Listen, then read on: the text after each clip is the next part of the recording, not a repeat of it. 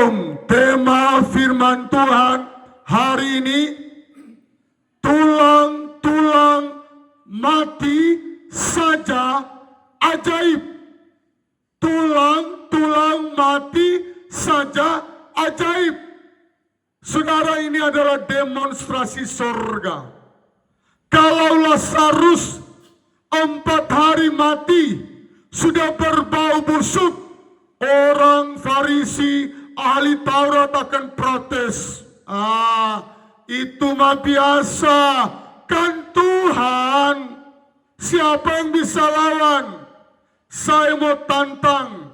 Ini adalah kitab suci saya, Alkitab. Kitab suci mana di muka bumi ini yang bisa melakukan ini? Mari kita baca. 2 Raja-Raja 13 ayat 21. Pada suatu kali orang sedang menguburkan mayat, karena mereka melihat gerombolan datang, dicampakkanlah mereka mayat itu ke dalam kubur Elisa. Wow. Saya kalau nanti ketemu di surga, saya mau kenalan siapa yang mayatnya bisa hidup kena di tulang Elisa. Iya. Lalu pergi.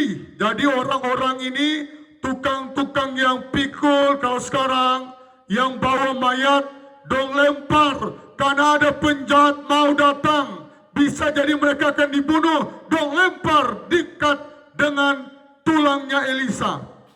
Ya, Elisa ini dalam posisi sudah mati, dan demi mayat itu kena kepada tulang Elisa. Wow. Maka hiduplah ia kembali dan bangun berdiri. Profil dari Elisa apa? Ternyata penatua yang setia kepada pendeta, Syamas, ketua kolom, ketua komsel. Kalau kita setia kepada pimpinan gereja, ketika kita setia kepada pimpinan tertinggi Gembala Agung, ada mujizat yang spektakuler. Saya mau tantang, Alkitab saya menulis seperti ini. Adakah kitab suci yang lain yang mampu melakukan mujizat ini? Saya percaya tidak ada. Hanya Yesus. 6 hari saja dia menciptakan dunia ini. Sudah sehebat ini, sekaya ini. Freeport sudah mau 100 tahun dikelola oleh perusahaan Amerika, McMoran. Tidak habis-habis, ribuan orang bekerja di sana, tidak habis-habis. Bahkan di bagian Nabire ada emas-emas yang belum dikelola. 6 hari saja Yesus yang saya sembah, dia ajaib. Bagaimana kalau tulang Elisa yang hidup? Wow. Saudara, bukan cuma Elisa yang Tuhan pakai di akhir zaman ini. Saya dan saudara akan dipakai dengan luar biasa.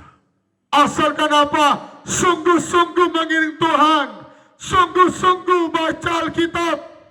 Jangan biarkan Alkitab berdebu. Saya sarankan lebih baik baca Alkitab manual. Kalau HP, pikiran, konsentrasi gampang lari. Tetapi kalau kita membaca, apatah lagi detik-detik kita akan masuk hari Trisuci. Apa itu hari Trisuci?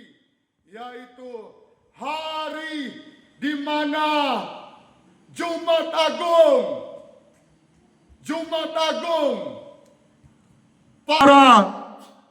Masalah apa yang ada di dalam kehidupanmu? Beberapa bulan yang lalu, saudara perlu tahu, orang Kristen yang punya hutang 500 miliar, lunas. Ini bukan cuma 2-3 miliar, 500 miliar. Saudara yang mau gantung diri karena dililit hutang. Saudara yang mau kuliahkan anakmu tidak punya uang. Saudara yang mengalami sakit kanker stadium akhir, dokter sudah tolak, bawa di kaki Yesus.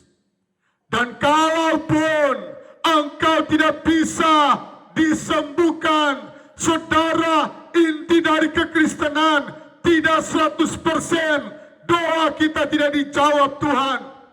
Ada.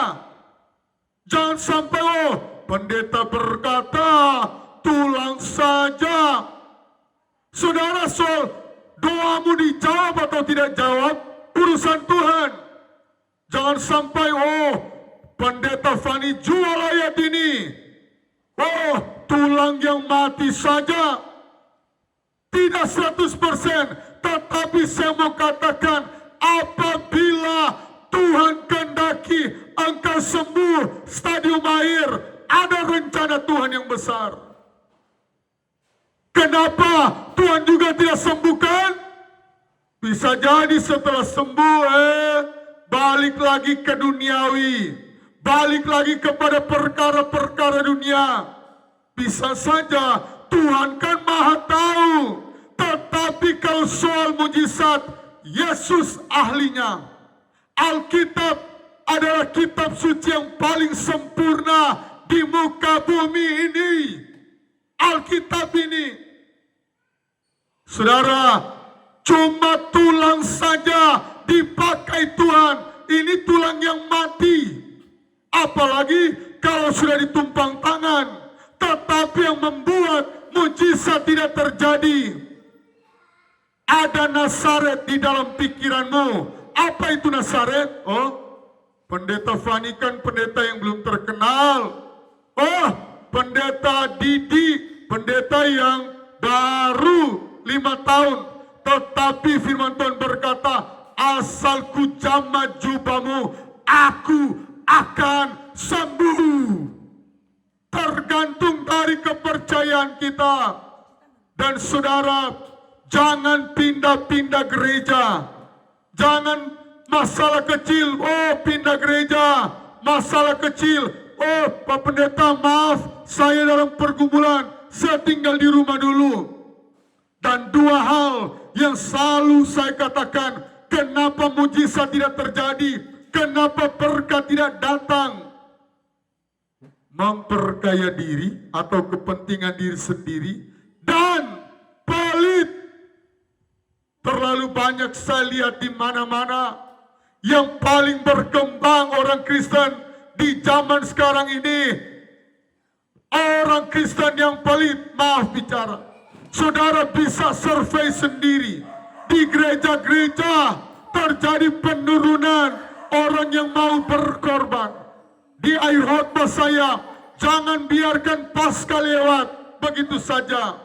Identik Paskah, identik Jumat Agung, Yesus rela berkorban dan mati di kayu salib. Kalau saudara tidak punya jiwa berkorban, jangan mimpi mujizat terjadi. Jangan mimpi berkatakan kamu nikmati, kamu akan dipromosi dari bawah menjadi kepala. Mari di akhir firman Tuhan ini belajar berkorban, belajar mempraktekkan firman, jangan memperkaya diri, dan jangan pelit. Tuhan Yesus memberkati kita semua. Haleluya, Maranatha, Tuhan Yesus tidak lama lagi akan datang.